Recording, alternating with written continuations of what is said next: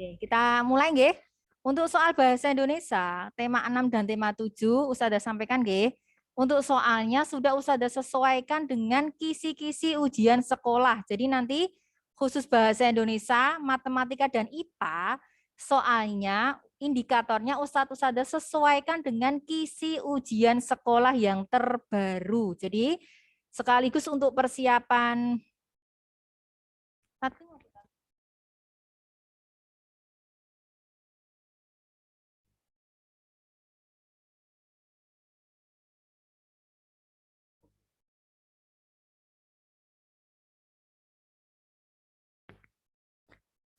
Ustazah lanjutkan nggih. Ustazah ulangi nggih. Untuk tema 6 dan 7 semester 2 ini soalnya sudah Ustazah sesuaikan dengan kisi-kisi ujian terbaru. Bagi yang sudah membuka tadi nggih, untuk pilihan ganda yang akan Ustazah gunakan besok di tema 6 ada 20 nggih, 20 soal pilihan ganda. Kemudian uraiannya ada 3. Dari 23 soal yang besok kalian kerjakan itu sudah Ustazah sesuaikan dengan kisi ujian bahasa Indonesia terbaru. Jadi sekaligus persiapan ujian sekolah tidak terasa ya nanti besok ketika ujian sekolah sudah terbiasa dengan soal-soal yang akan kita gunakan atau yang akan digunakan untuk ujian gitu nggih. Yang sudah membuka kisi bisa dilihat barangkali dari nomor 1 sampai 23 ada yang baru atau mungkin ada yang ini kok hampir sama dengan kisi tahun kemarin ya gitu nggih. Karena kan beberapa sudah kita pelajari. Coba bisa dibuka dulu yang sudah ngeprint atau masih di HP-nya bisa dibuka dulu. Mbak Zia sudah di print? Sudah, Us. Ya, dari kisi 1 sampai 23 mungkin ada yang mau ditanyakan dulu Mbak Zia. Ada enggak? Atau Ustazah share screen? Enggak ada. Ustazah share screen aja nggih. Nih, sudah terlihat dari rumah untuk indikatornya? Sampun semuanya? Mbak Fe sudah terlihat? Mbak Asna? Kita kupas satu-satu nggih. Ya, insya Allah tidak terlalu berbeda dengan soal-soal yang ada di modul bahasa Indonesia. Soal-soal yang sering Ustazah gunakan ketika sogem. Soal-soal yang Ustazah gunakan di train itu insya Allah tidak jauh berbeda. Mungkin malah perbedaannya cuma 1 atau 2 saja ya, tapi insya Allah semuanya sudah kita pelajari itu ya. Ada 20 soal pilihan ganda. Di sini sudah jelas nggih, ada arti kata, kemudian antonim, menentukan kalimat tanya, kalimat utama, topik paragraf itu ya. Nanti bisa dibaca sendiri ya. Ini yang sudah kita pelajari kemarin di semester 1 sama semester 2 ini. Jadi insya Allah tidak ada kesulitan karena teorinya sudah kita pelajari semua, tinggal aplikasi di bacaan itu ya. Jadi kata kuncinya kalau mengerjakan bahasa Indonesia itu bukan hanya di pemahaman materinya ya, tetapi ketika mengerjakan soal lah itu yang menjadi fokus itu itunya. Bisa memahami soal atau tidak. Kemudian bacaannya ada yang terlewat atau tidak. Sebenarnya kata kuncinya di situ. Itu nggih. Jadi insya Allah tidak sulit asalkan teliti dalam membaca, kemudian bisa memahami antar kalimat dalam sebuah paragraf itu nggih. Nih, 1 sampai 20 nggih. Ada cerita juga, kemudian ada jenis teks, kemudian membandingkan persamaan 2 teks. Nah, itu ya insya Allah sudah semuanya sudah kita pelajari, sudah ada di soal-soal yang ada di modul kalian. Misalkan ada yang bertanya, misalkan soal yang sudah Ustazah share tadi sudah selesai, aku mau ngerjain modul lagi boleh nggak? Boleh sekali ya, tinggal nanti dilihat indikatornya yang ada di modul dicocokkan dengan yang Ustazah sampaikan ini. Tinggal dicari, aku mau mengerjakan tentang jenis teks, nanti dicari di halaman berapa jenis teks bisa dicoba.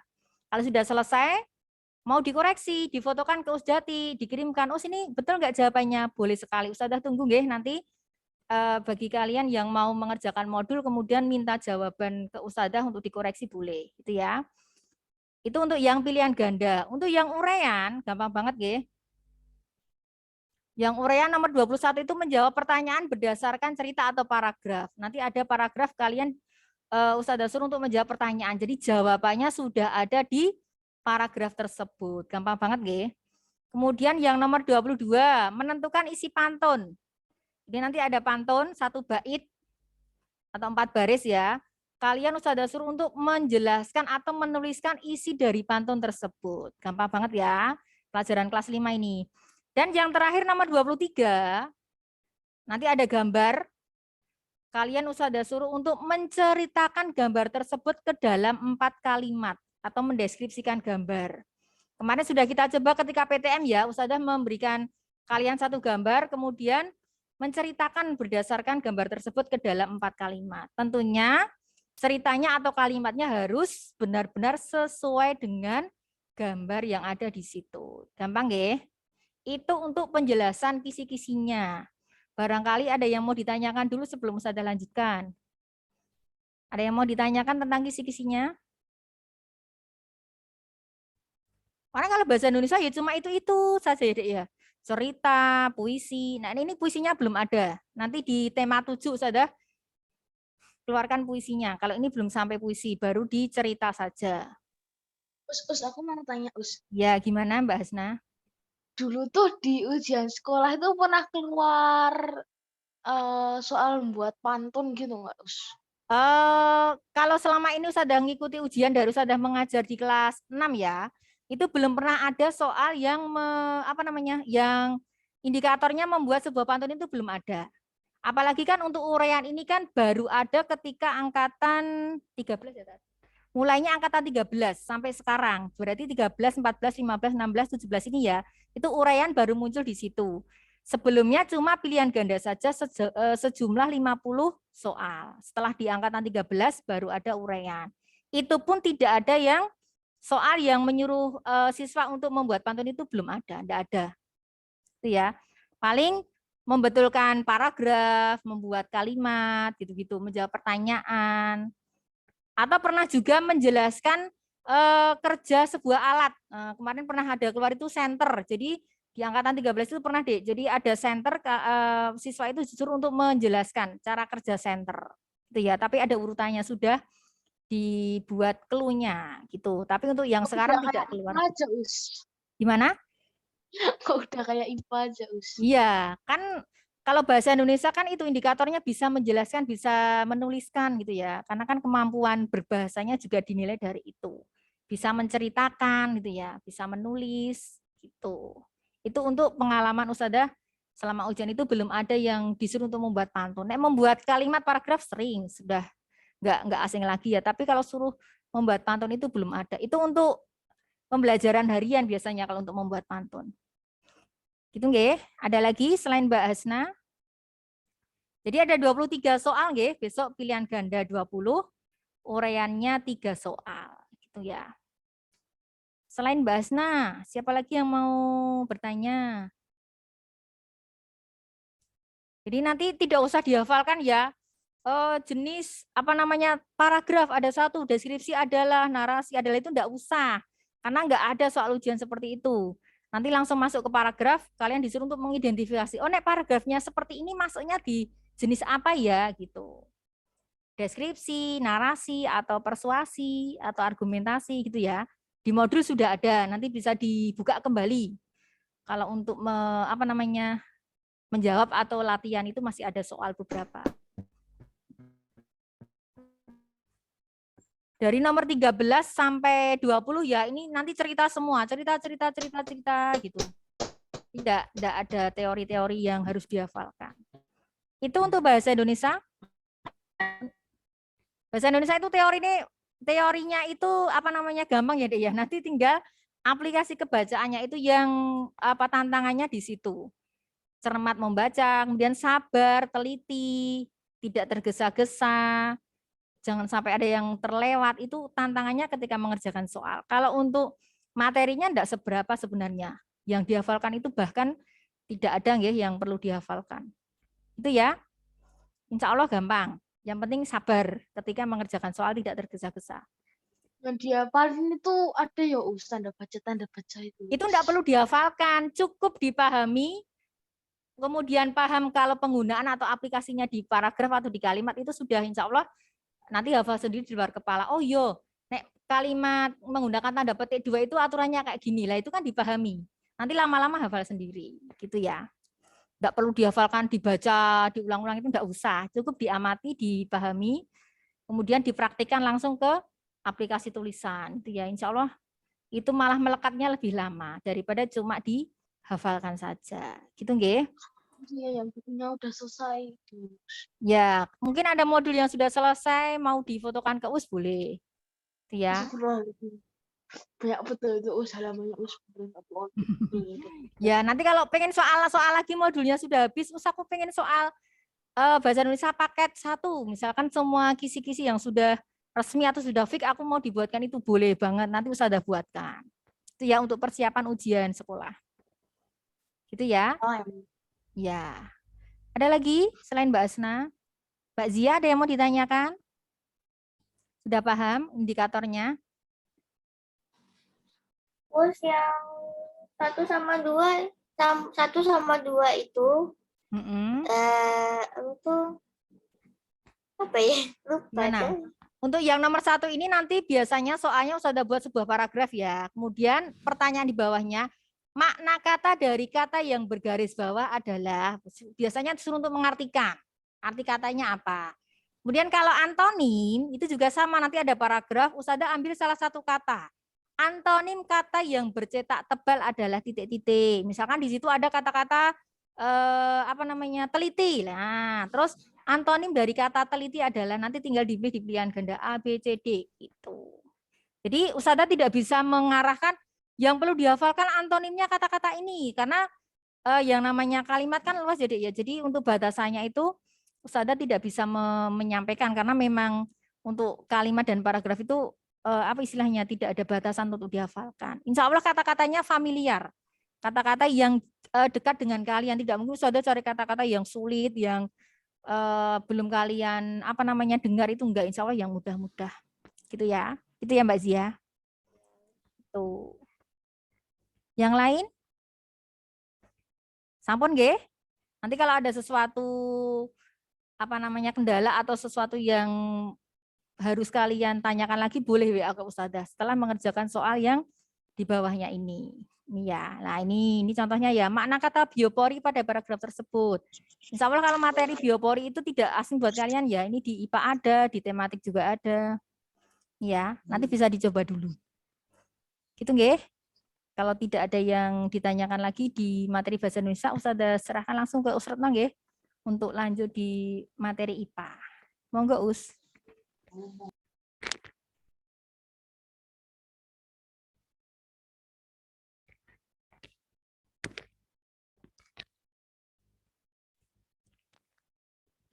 Cek.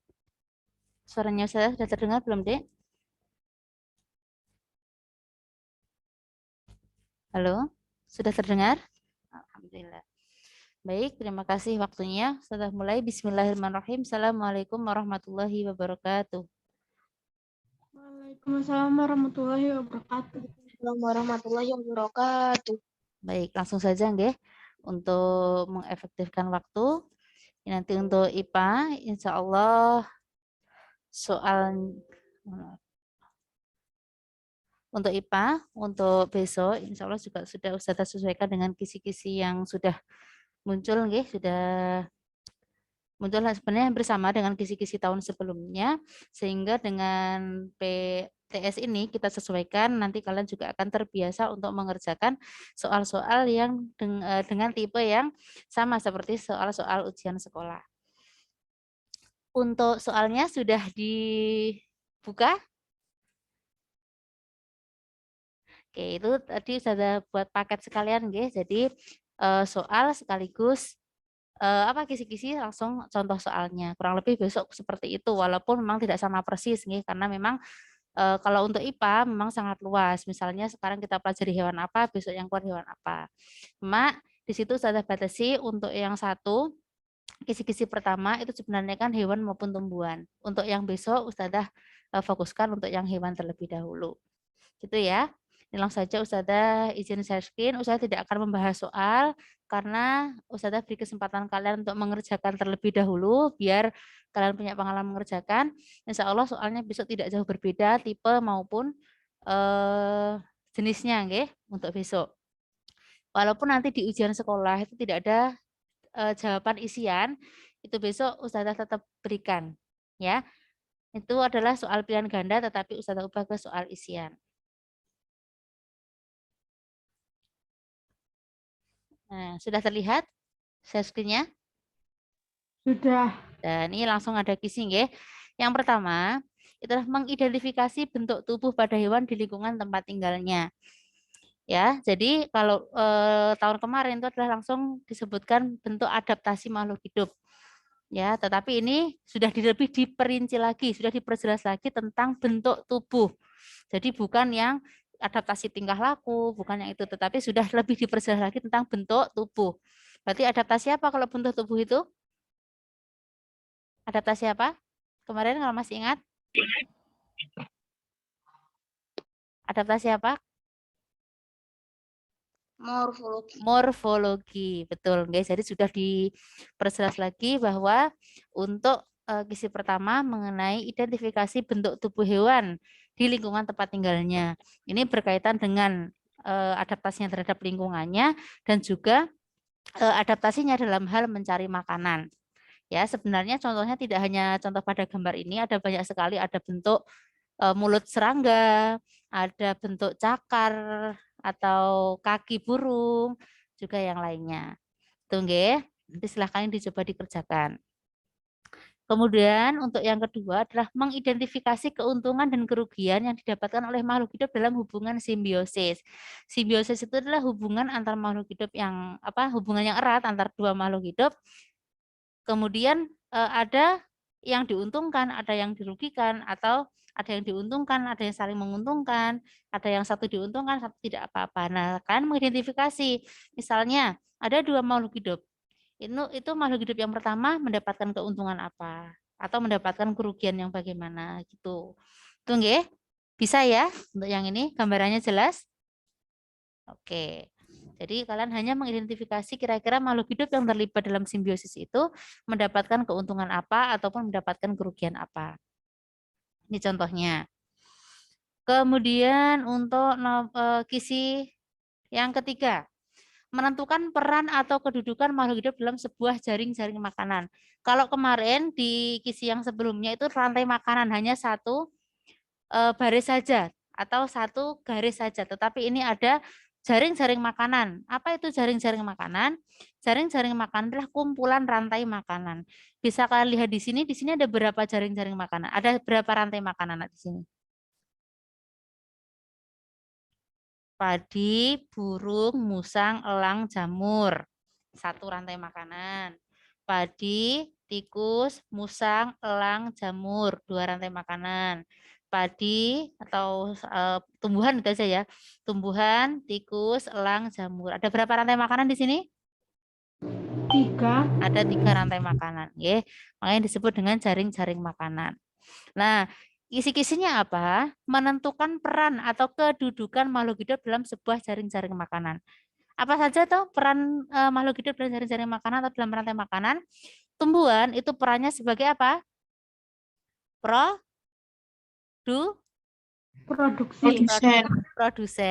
Betul ya. Karena mampu menghasilkan makanan sendiri melalui proses fotosintesis. Dia tidak harus memakan makhluk hidup lain. Makanya disebut produsen. Nah, hewan yang memakan langsung produsen disebut konsumen tingkat 1. Terus hewan yang memakan konsumen tingkat 1 disebut konsumen tingkat 2. Hewan yang memakan konsumen tingkat 2 disebut konsumen tingkat 3. Jelas? Jelas. Coba di sini musang ini sebagai konsumen tingkat berapa? 2. Dari sini. Ini produsen, ini konsumen. 1. Ini Konsumen 2. Kalau yang dari jalur ini? Itu konsumen 1. Tikus konsumen 1, musangnya? Konsumen 2. Dari jalur ini elang, dari jalur sini konsumen berapa elang? 3. Dari jalur ini? 3. Dari jalur ini? 2. Gitu nggih, jelas ya untuk menentukan kedudukan atau peran makhluk hidup.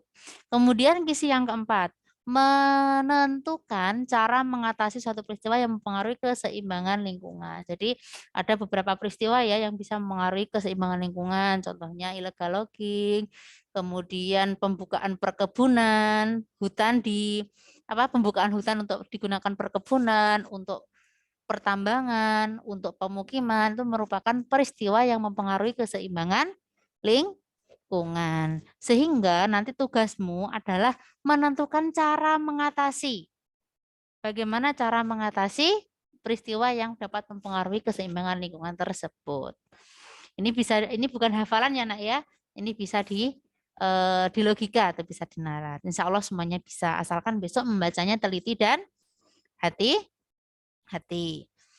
Nomor 5 atau kisi yang kelima, menerapkan cara menjaga keseimbangan lingkungan dalam kehidupan sehari-hari. Ini juga biasa kita sehari-hari, disesuaikan di lingkungan keluarga, kemudian misalnya di lingkungan pertanian atau yang mana.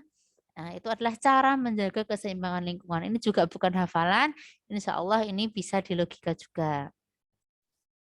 Yang ke-6 atau ke selanjutnya, mengelompokkan makhluk hidup berdasarkan cara perkembangbiakannya. Nah, untuk besok ini Ustazah fokuskan ke hewan, untuk hari berikutnya Ustazah ke tumbuhan, oke? Jadi untuk besok fokusnya ke hewan terlebih dahulu. Jadi untuk besok belajarnya untuk perkembangbiakannya hewan saja. Nomor 7, menjelaskan bagian tubuh tumbuhan dan fungsinya bagi makhluk hidup. Nah, ini sebenarnya banyak sekali kemarin di modul 1 tentang bagian tumbuhan dan fungsinya bagi makhluk hidup. Khususnya di sini adalah bagi manusia, ada sebagai bahan pangan, ya kan? Ada sebagai bahan obat-obatan, kemudian ada juga sebagai pewarna dan lain-lain. Nomor 8 menyebutkan fungsi organ pencernaan manusia. Jadi jelas, ini sudah jelas nggih. Yang dipelajari adalah organ apa? Pencernaan. Meliputi apa organ pencernaan itu? Ada mulut, ada kerongkongan, ada lambung, ada usus halus, ada usus besar. Nah, di sini nanti disediakan pernyataan-pernyataan. Nah, nanti kalian mengidentifikasi fungsi dari bagian yang ditunjuk. Ya. Kalau yang di ini latihan soalnya ini adalah bagian usus halus. Mana yang merupakan fungsi usus halus silahkan nanti dikerjakan. Boleh membuka referensi manapun, boleh membaca dari referensi yang lain. Nanti mungkin malam Ustazah baru akan membagikan kuncinya. Harus dicoba dulu mengerjakan, jangan menunggu kunci. Nanti kalau kalian punya pengalaman mengerjakan, insya Allah akan berbeda. Ya, insya Allah akan lebih mudah untuk besok. Kemudian yang kisi yang ke-9, membandingkan cara menjaga kesehatan organ. Organnya juga sudah jelas, organ pencernaan, organ peredaran darah, dan organ pernapasan. Ya, ada ini sudah jelas nggih organnya. Oh, kalau menjaga organ pernapasan itu bagaimana? Oh, mandi setiap hari, mungkin seperti itu. Menjaga pencernaan, oh harus menyisir rambut atau keramas setiap hari. Kemudian organ peredaran darah bagaimana? Ya, jadi misalnya disesuaikan dengan organnya. Nah, kalau tidak merokok atau memakai masker itu pas untuk yang mana. Kemudian makan teratur itu pas untuk yang mana. Menghindari makan makanan yang memiliki atau mengandung lemak jahat itu pas untuk yang mana. Kisi yang ke-10, menyebutkan perubahan wujud benda berdasarkan ilustrasi atau kejadian atau peristiwa sehari-hari. Jadi misalnya ini pada suatu malam di daerah tempat tinggal Alisa ada mati lampu, kemudian menyalakan lilin. Nah, selama proses pembakaran lilin itu terjadi perubahan wujud apa? Terus mungkin ketika pembuatan agar-agar, kemudian pembuatan gula Jawa, pembuatan es, banyak sekali besok contohnya. Silahkan nanti diidentifikasi itu termasuk cara perubahan wujud apa. Nah, untuk soal isian itu besok ada 2. Jadi 10 pilihan ganda, ada 2 isian. Isiannya tentang apa, Us? Ini tentang menganalisa sifat bahan dan bahan penyusun pada alat tertentu. Jadi pada ini ada sebuah alat, kalian menunjukkan sifat bahan pada alat tersebut. Ya, misalnya ini adalah solder. Solder ini berarti bagian ujung, ini bahannya apa, sifatnya apa.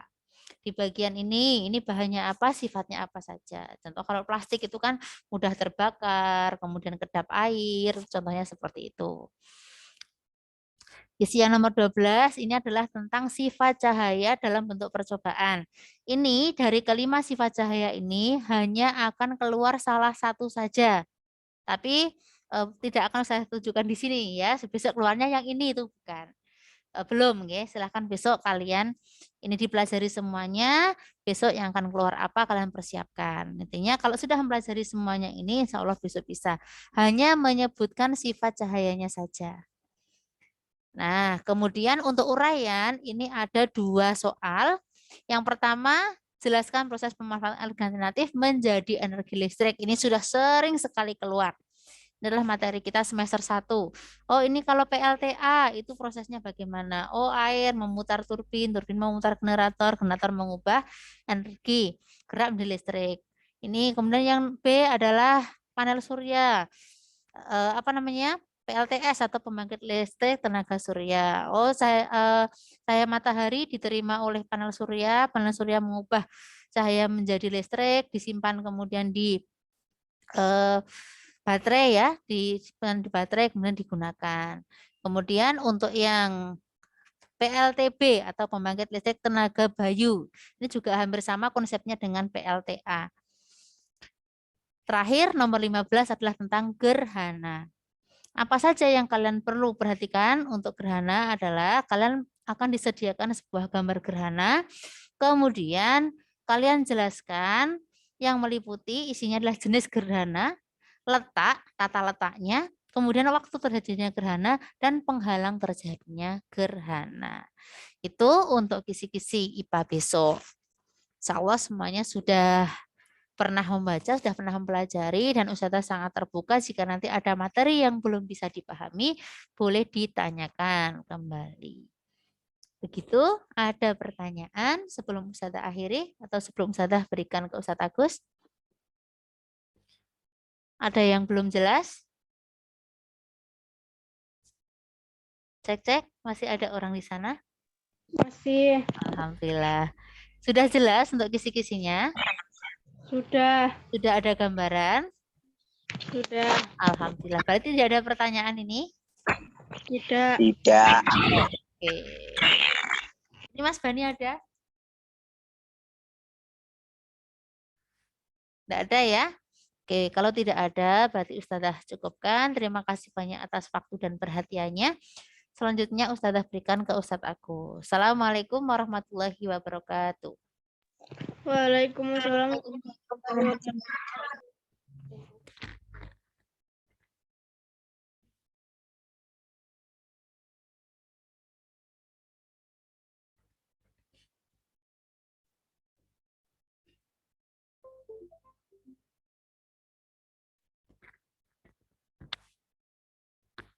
Apakah sudah siap untuk pembahasan isi PPKN dan IPS? Sudah. Tapi ini kok nggak ada yang aktifkan kamera ya? Ya, Tat. Sudah capek, Tat. Sudah capek? Ya, Tat. Oke. Ini tiduran, Tat. Hiburan? Tiduran. Oh, tiduran. Tat sama Tat. Baik. Cuman kitanya kameranya aja yang mati, Tat. Oke. Siap. Untuk PPKN dan IPS ini materinya sedikit ya. Jadi untuk materi PPKN dan IPS seperti di modul. Nah, ini agak jauh beda. Jumlah soal PPKN 17, IPS 13. Kok sidik banget, Tat? Iya, rasa kakek ya. Oke, jadi jumlah soalnya PPKN 17, kemudian kan nanti naskahnya digabung. PPKN 17 berarti kan sisanya bahasa Indonesia, berarti kan 40 soal. Nanti naskah 2, IPS sih 13 soal saja gitu ya. Oke, karena nanti berbagi dengan tapi 10 dari 3-nya mematikan. Oh, enggak ada yang mematikan ini ya. Kecuali kalau kita sudah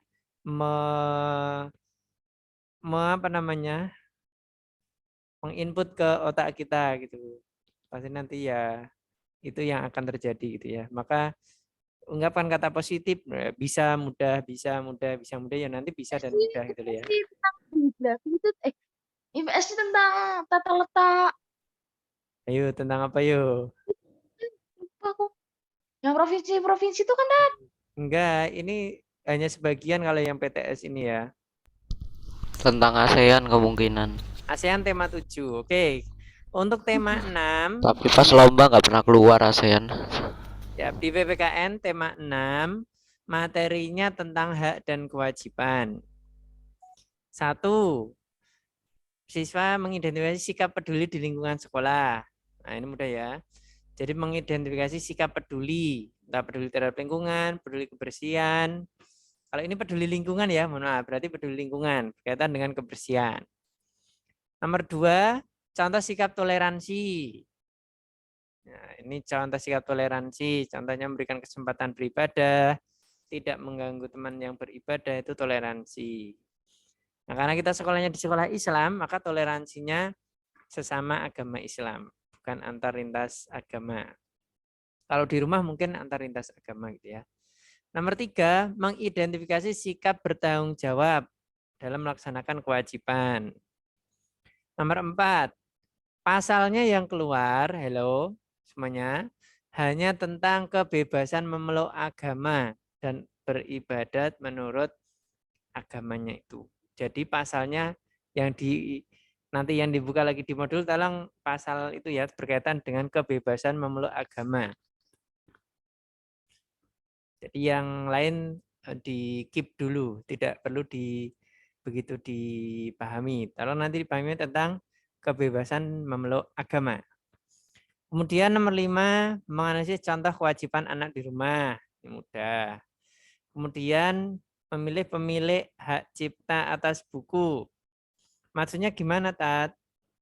Setiap buku itu kan memiliki hak cipta oleh pengarangnya. Maka ketika kita itu mau mengambil kata-kata dari buku itu, maka sebaiknya kita mencantumkan pengarangnya siapa. Jadi ini hak cipta buku. Kemudian tidak boleh memfotokopi kemudian dijual beli. Itu berkaitan dengan hak. Nanti anak-anak kalau membuat buku atau di sini ada yang memiliki karya, apapun karyanya, yang sudah didaftarkan ke hak cipta. hak cipta. Bener ya, temennya Ustadz jurusannya biologi. Kemarin Ustadz dikabari dia mendaftarkan hak cipta pembuatan puisi. Nah, puisi yang benar-benar orisinil buatan dia didaftarkan. Kemudian dia membuat aransemen lagu karya dia sendiri, itu didaftarkan. Jadi kalau orang mau menggunakan musik kita, nanti dia mendapat royalti atau keuntungan itu ya. Kemudian nomor 7, mengidentifikasi upaya pemerintah mewujudkan hak pendidikan warga negaranya. 8, gambar yang menunjukkan peduli di lingkungan sekolah. Gampang banget ya. Kemudian nomor 9, contoh sikap melaksanakan kewajiban di rumah. Kalau nomor 5 itu contoh kewajiban anak di rumah. Kalau ini mengidentifikasi pelaksanaannya. Nomor 10, menyimpulkan dampak persatuan kesatuan bagi peningkatan kesejahteraan. Untuk pilihan ganda. Isiannya untuk PPKN tema 6, 1, 2, 3, 4, 5. 5 soal isian. Nomor 11, menyebutkan kewajiban jika meminjam buku teman. Nah, ini kewajibannya harus diapakan bukunya, apa ditekuk-tekuk, apa dilipat-lipat, apa dihilangkan gitu ya. Nomor 12, tanggung jawab jika meminjam barang milik orang lain. Nanti contoh soalnya ada di bawahnya ya. Kemudian menyimpulkan pelaksanaan kewajiban dengan penuh tanggung jawab. Kemudian hak dan kewajiban harus dilaksanakan seimbang. Mengapa? Nomor 15, dampak melaksanakan kewajiban di rumah atau tidak melaksanakan. Kalau melaksanakan mendapatkan apa? Kalau tidak melaksanakan mendapatkan apa? Kemudian nomor 16, menyebutkan hak dan kewajiban di rumah. Nomor 17, ini uraian ya, 16 dan 17 berarti lebih dari 1. 17 mengidentifikasi hak yang dimiliki warga negara yang tercantum dalam undang-undang. Nah, kalau ini soal tahun kemarin yang pernah keluar itu adalah manfaatnya. Manfaat dari adanya pasal itu atau adanya hak, misalkan hak memeluk agama. Manfaatnya apa? Dengan adanya pasal tentang yang mengatur hak memeluk agama itu. Jadi bukan bunyi pasalnya, tapi manfaatnya. Baik, untuk PPKN nomor 1 sampai 17 ada yang mau ditanyakan? Silakan. Jadi materinya ini ada di BBD tema 6 ya. Tema 6 berkaitan dengan hak dan tanggung jawab. Insya Allah materi ujian sekolahnya juga hampir sama dengan ini ya untuk PPKN. Hak dan kewajiban tanggung jawab gitu, sama beberapa pasal. Untuk PPKN sebelum dilanjutkan ke IPS ada pertanyaan? Silakan. Ini contoh soalnya. Sudah di-share di grup PA masing-masing ya. Ntar di grup siswa juga.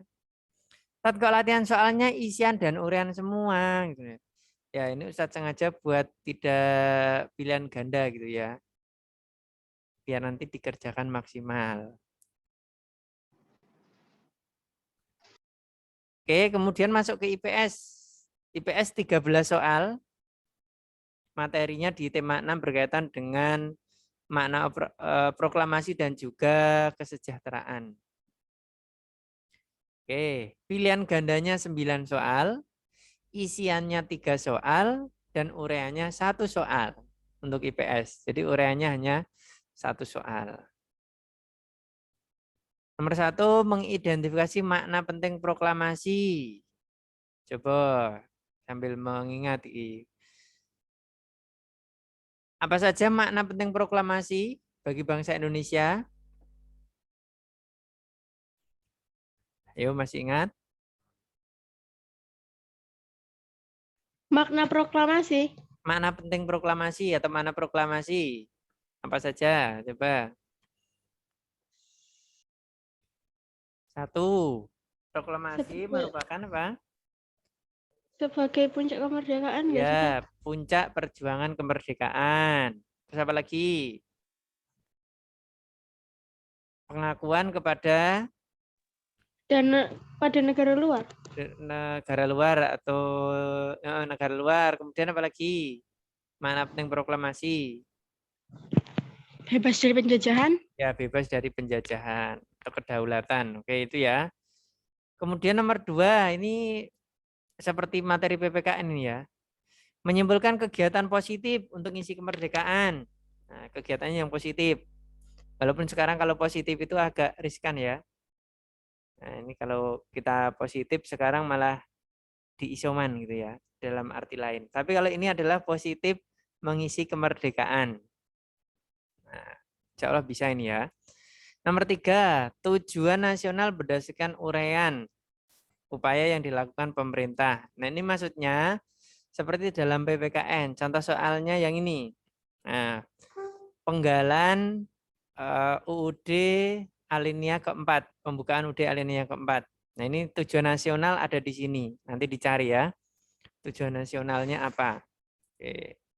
Tujuan nasional itu maksudnya tujuan dari negara ini arahnya kemana. Nomor 4, nah ini mudah banget ini. Nama pemilik rumah tempat penyusunan naskah proklamasi. Siapa namanya? Rumah yang dijadikan menyusun teks proklamasi. Namanya siapa? Pemilik rumahnya? Ada yang masih ingat? Siapa tadi? Bisa diulang? Tadashi Maeda. Iya, betul Mas Anfa. Tadashi Maeda ya, nama pemilik rumahnya. Jangan terbalik nanti dengan Agus Maeda gitu loh ya. Tapi Tadashi Maeda. Oke, ingat-ingat ya Tadashi Maeda. Nanti dibuka lagi nih. Kemudian contoh perilaku menjaga persatuan kesatuan. Nah, kok mirip-mirip dengan soal PPKN? Ya memang IPS itu kan sebagian hafalan, sebagian lebih ke lingkungan atau ke sosial gitu ya. Kemudian menyimpulkan sikap terhadap perbedaan agar tercipta ketentraman.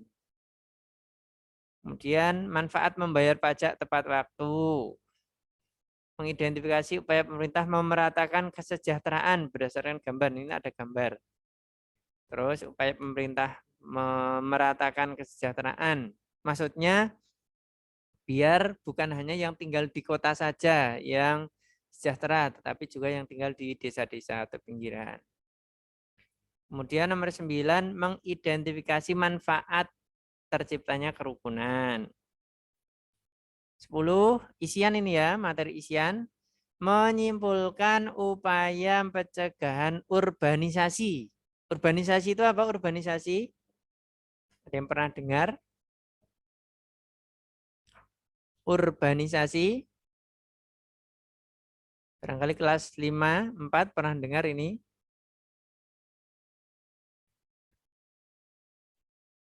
Kalau yang belum nanti bisa ditambahkan di catatan. Urbanisasi itu perpindahan penduduk dari desa ke kota.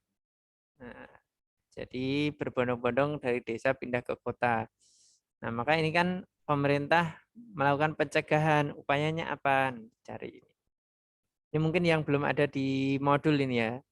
Menyimpulkan upaya pencegahan urbanisasi. Tapi ini kaitannya dengan kesejahteraan. 11, tokoh yang menandatangani naskah proklamasi.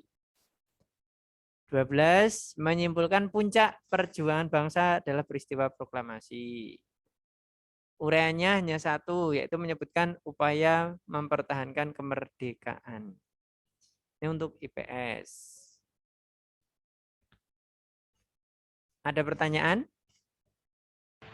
Tidak. Cukup jelas? Insya Nah, nanti Allah. silakan untuk latihan soalnya dicoba ya. Nah, ini. Nanti kalau ada yang bingung bisa ditanyakan. Kemudian nanti Ustadz share kuncinya sore-sorean. Demikian untuk PPKN dan IPS. Oh ya, untuk SBDP nanti Ustadz mintakan dulu ya SBDP.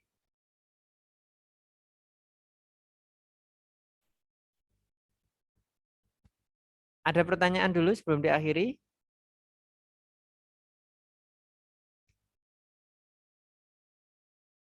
Baik, kalau tidak ada pertanyaan, kita akhiri dengan bacaan hamdalah. Alhamdulillahirabbil alamin. Baik, terima kasih semuanya. Ini sudah jam 11, ya kan bisa persiapan makan siang dan sholat duhur terlebih dahulu. Wassalamualaikum warahmatullahi wabarakatuh. Waalaikumsalam wabarakatuh. Gak boleh live dah. Ya, Ustaz